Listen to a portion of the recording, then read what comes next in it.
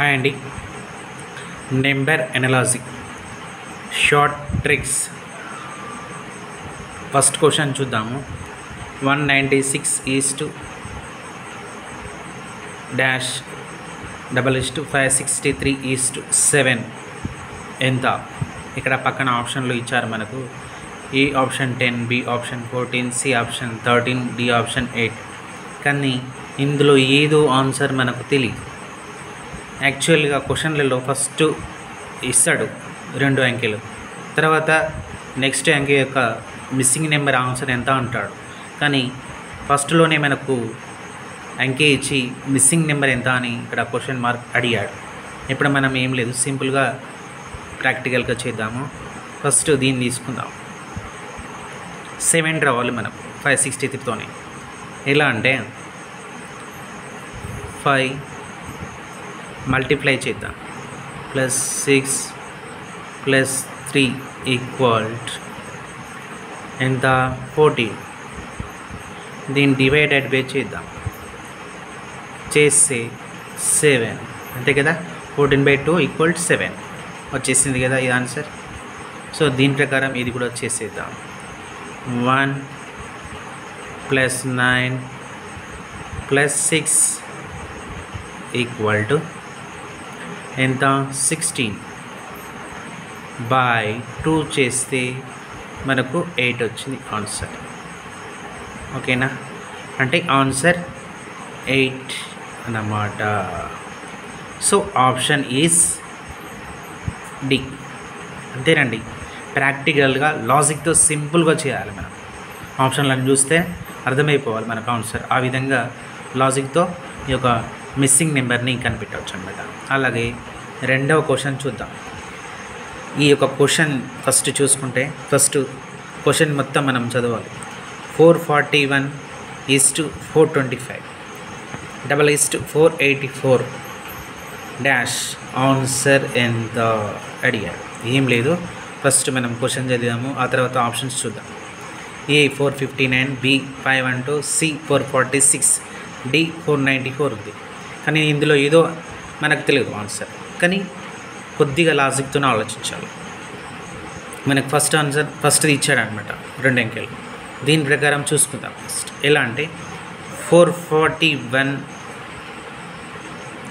ఇక్కడ మనము సబ్స్ట్రాక్షన్ చేద్దాం, అంటే తీసివేద్దాం. -425 = 16 వచ్చేసింది. ఓకేనా? 16 అంటే దీన్ని మైనస్ చేస్తే 16 వచ్చింది. 16ని ఈ విధంగా రాసుకోవచ్చు. 4 × 4. దీన్ని ఇంకా చిన్నగా రాయాలంటే 4² రాసుకోవచ్చు అనమాట.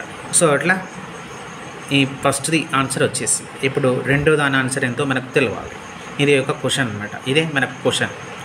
సో 484 తీసుకుందాం. ఈ 484కు మైనస్ చేస్తే ఎంత రావాలి అంటే ప్రాక్టికల్గా ఆలోచించాలి. ఇప్పుడు ఇక్కడ మనకు 4 వచ్చింది, అంటే 4ను స్క్వేర్ చేస్తే 16 అనమాట. ఇక్కడ మనకు 4 అంకెను స్క్వేర్ చేస్తే 16 వచ్చిందని తెలుసు. కానీ ఈ 4 తర్వాత ఇప్పుడు దీన్ని తీసుకున్నాం కాబట్టి 5 రావాలి. 4 తర్వాత 5 రావాలి, అంటే 5 స్క్వేర్ చేయాలన్నమాట. 5 స్క్వేర్ చేస్తే మనకు 25 వస్తుంది. అట్లా అనమాట. అంటే మనకు 25 వచ్చే అంకె ఎలా మైనస్ చేయాలి అంటే ఇందులో ఒకటి తీసుకుందాం. ఇందులో ఏ అంకె చేస్తే మనకు 25 వస్తుంది. సో సపోజ్ ఏ ఆప్షన్ ఉంది. 459 చూద్దాం. 459 - 25 ఎంత? 25. ఓకే. అంటే ఇక్కడ 4 స్క్వేర్ చేస్తే 16 వచ్చింది. ఇక్కడ 4 తర్వాత మనకు నెక్స్ట్ వచ్చేది ఇందులో 5 అనమాట. 5 కాబట్టి 5 స్క్వేర్ చేస్తే 25 రావాలి.